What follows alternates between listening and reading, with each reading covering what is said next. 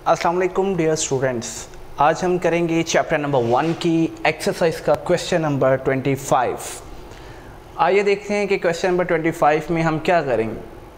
But इसमें देखना है explain the following with reasons.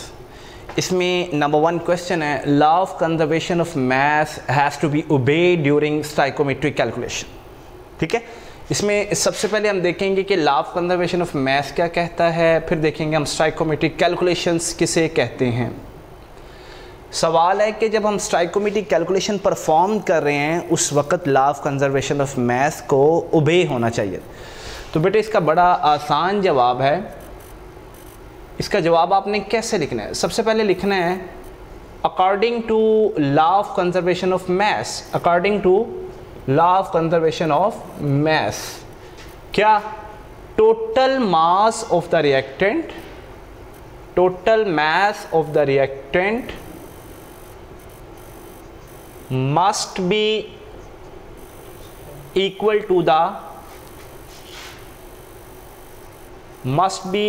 To the total mass of product. जी बच्चों, ये हमारे पास है जी law of conservation of mass.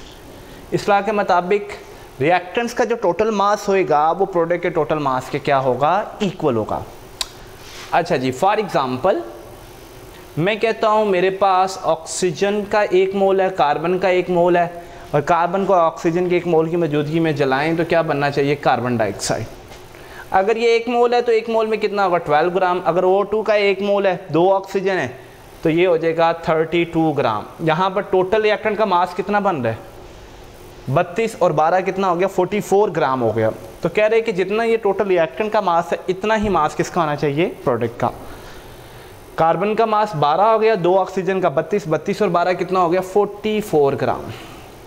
अब यहाँ पर बेटे टोटल रिएक्टेंट का मास किसके इक्वल है? टोटल प्रोडक्ट के mass. This is according to the law of conservation of mass. ठीक है, और उसके बाद आ जाइएगा स्टाइकोमेट्रिक कैलकुलेशंस। ये किसे कहते हैं प्यारे बच्चों? स्टाइकोमेट्रिक कैलकुलेशन जो है ना, आर दोज कैलकुलेशन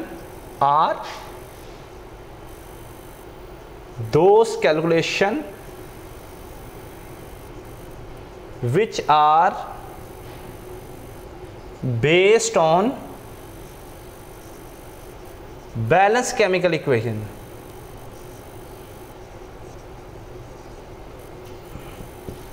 ठीक है, यानी ऐसी कैलकुलेशन जो बैलेंस केमिकल इक्वेशन के ऊपर बेस कर रही हैं उन्हें हम क्या कहते हैं? Stoichiometric calculation.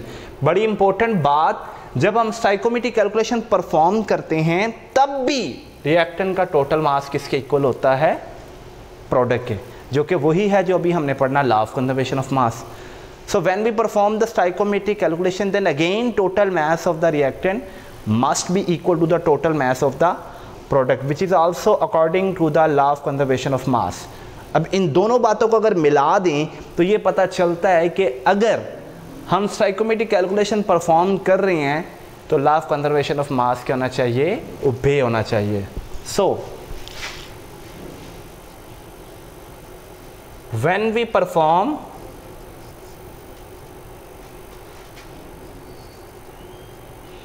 stoichiometric calculation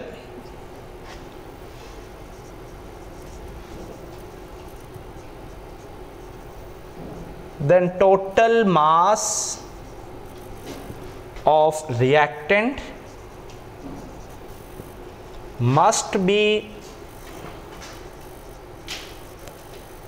equal to the total mass of product। अब यही चीज़ हमने law of conservation of mass में पढ़ी थी, लिहाजा हम क्या, which is also according to the law of conservation of mass. लिहाजा इन दोनों बातों को अगर मिला दें तो हमें यह पता चल रहा है कि जब स्टाइकोमेट्रिक कैलकुलेशन परफॉर्म करेंगे उस तरह लॉ ऑफ कंजर्वेशन ऑफ मास का भी क्या होना चाहिए? ओबे होना चाहिए। देखिएगा, अगर law of conservation of mass obey नहीं हो रहा, मतलब टोटल रिएक्टेंट का मास टोटल प्रोडक्ट के मास के इक्वल नहीं आ रहा, तो फिर स्टाइकोमेट्रिक कैलकुलेशन भी नहीं होगी, वो कैलकुलेशन सारी गलत होंगी। ठीक है बच्चों, so we can say law of conservation of mass has to be obeyed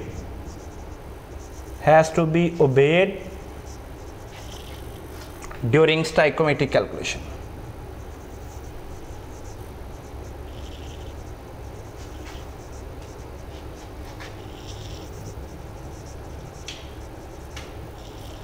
जी बच्चों, क्लियर होगी बात की? इसका बच्चों स्क्रीनशॉट लें, मैं अभी साथ ही नेक्स्ट लेक्चर करवाने लगा, नेक्स्ट क्वेश्चन करवाने लगा हूँ, मैं रिमूव करने लगा हूँ। स्क्रीनशॉट ले लें बेटे। चलें जी, थैंक यू। ले जी बच्चों, आगे हम पढ़ने लगे हैं second, many chemical reaction taking place in our surrounding involve the limiting reactant. बड़ा अच्छा सवाल है, बहुत आसान है। ले जी, आंसर नंबर 2। जी बच्चों, हमारे पास सवाल है, बहुत से केमिकल रिएक्शन जो है हमारे इर्द गिर्द ऐसे हो रहे हैं जिनमें लिमिटिंग रिएक्टेंट इन्वॉल्व है। ठीक है, तो आपने सबसे पहले लिखना है कि लिमिटिंग रिएक्टेंट किसे कहते हैं। तो सबसे पहले इसे डिफाइन कर लें। The reactant in a chemical reaction which consume earlier due to its smaller quantity is called as a limiting reactant. So सबसे पहले ये लिखिएगा, the reactant in a chemical reaction, the reactant in a chemical reaction which consumes earlier due to its smaller quantity and it controls the amount of product is called limiting reactant। Spelling पूरे कीजिएगा, ठीक है। किसी भी chemical reaction में एक ऐसा reactant जो अपनी कम मिकदार की वजह से जल्दी ख़त्म हो जाए और वो प्रोडक्ट की मिकदार को भी कंट्रोल कर रहा हो, उसे हम क्या कह देते हैं? Limiting reactant. अब इसकी एक बेहतरीन मिसाल हमारे पास जो है वो क्या है? Burning of coal. Burning of coal in excess amount of oxygen in,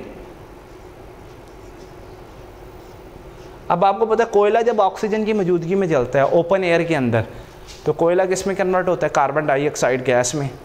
अब उसमें कार्बन डाइऑक्साइड गैस क्या हुआ? प्रोडक्ट हुआ, और कोयला और ऑक्सीजन क्या हुए? रिएक्टेंट। अब मुझे बताइएगा, ओपन एयर में मैं कोयले को जला रहा हूँ ऑक्सीजन की मौजूदगी में, कार्बन डाइऑक्साइड बन रहा है, तो बताइए क्या ख़त्म होगा?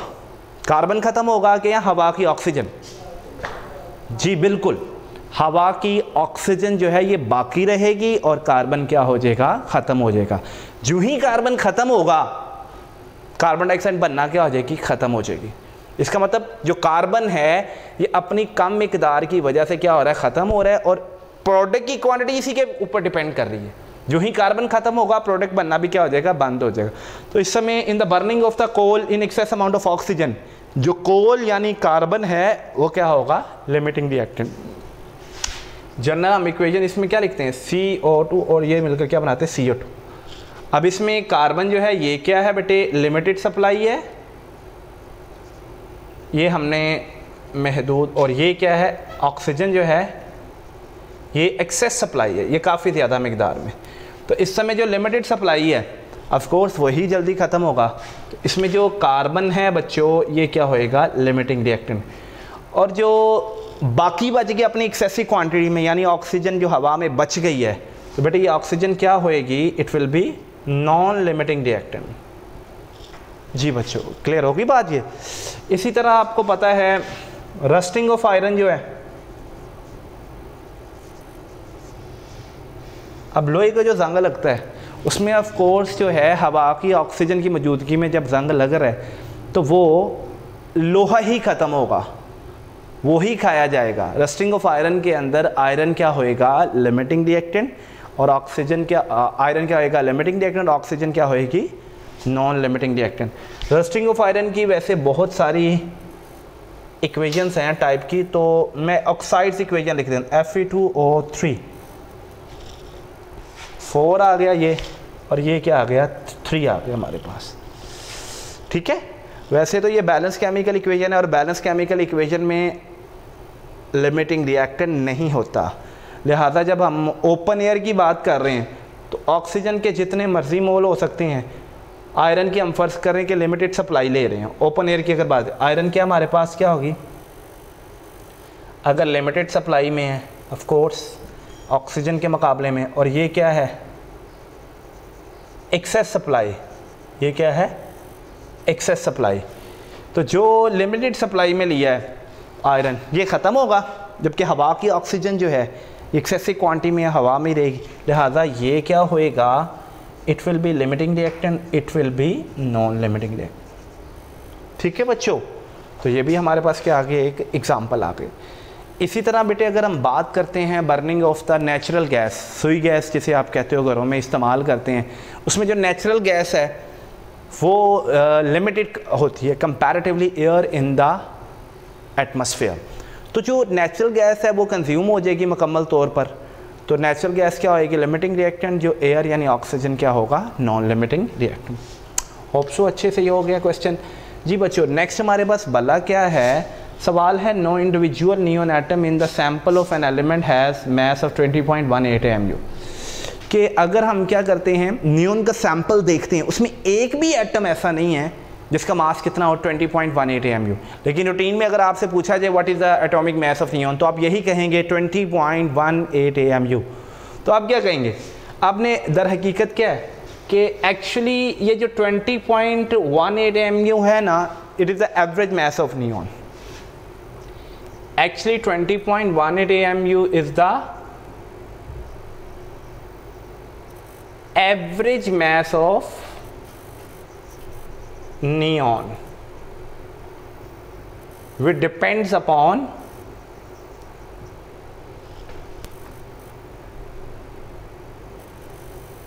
total number of, which depends upon total number of isotopes of neon, their exact atomic masses and their relative abundance। ठीक है बच्चों, दर हकीकत 20.18 AMU है ना, ये नियॉन के किसी एक एटम का मास नहीं है, ये असल में एवरेज मास है जो नियॉन के टोटल आइसोटोप की तादाद पे डिपेंड करता है, उनके एग्जैक्ट मैसेज पे डिपेंड करता है, और उनकी रिलेटिव अबंडेंस पे डिपेंड करता है।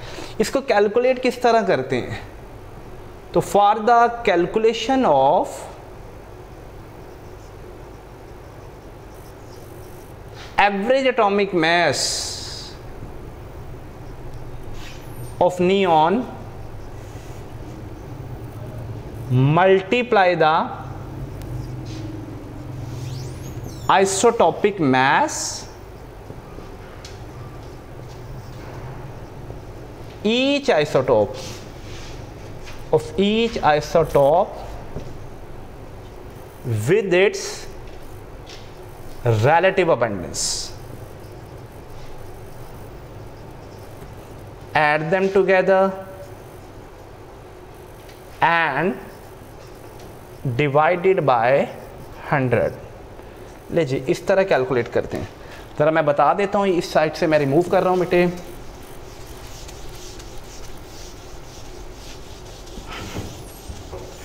आपको बड़े अच्छे से पता है कि नियॉन के 3 आइसोटोप हैं, उसमें बेटे एक हमारे पास है नियॉन 20, एक हमारे पास है नियॉन 21 और एक है नियॉन 22। ये फर्स्ट आइसोटोप का मास है, ये सेकंड का मास है, ये थर्ड का मास है। बट इस आइसोटोप की जो रिलेटिव अबंडेंस है वो कितनी है, 90.92%, और इसकी कितनी है 0.257%, इसकी कितनी है जी 8.82%। ये इनके एटॉमिक मैसेज है एग्जैक्ट 20, 21, 22। तो बेटे नियॉन का एवरेज एटॉमिक मास कैलकुलेट कैसे होगा, average atomic mass of neon, उसकी कैलकुलेशन के लिए मुझे क्या करना पड़ेगा, हर आइसोटोप की जो आइसोटोपिक मास है उसे मल्टीप्लाई करना पड़ेगा रिलेटिव अबंडेंस से, फिर उन सभी को हमको प्लस करना पड़ेगा, ऐड करना पड़ेगा, then it will be divided by 100। पहला आइसोटोप का मास है 20, it will be multiply with the 90.92%, right. फिर दूसरा आइसोटोप का 21 है, 21 को मल्टीप्लाई कीजिएगा 0.257%, और तीसरा 22 है, 22 को मल्टीप्लाई कीजिएगा 8.82। तो ये स्टेप 1 होएगा। स्टेप 2 क्या होएगा, इन सबको क्या कर दूं, ऐड कर दूं, ये ऐड कर दें। Step 3 it will be divided by 100। सो यहाँ पर अगर हम ओवरऑल कैलकुलेशन करते हैं तो what will be right answer 20.18 AMU।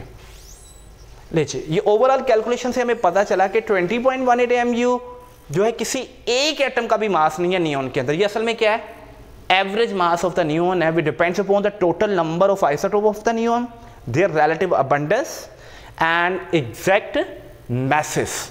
और इसकी कैलकुलेशन का मेथड जो है वो मैंने यहाँ पर राइटअप कर दी।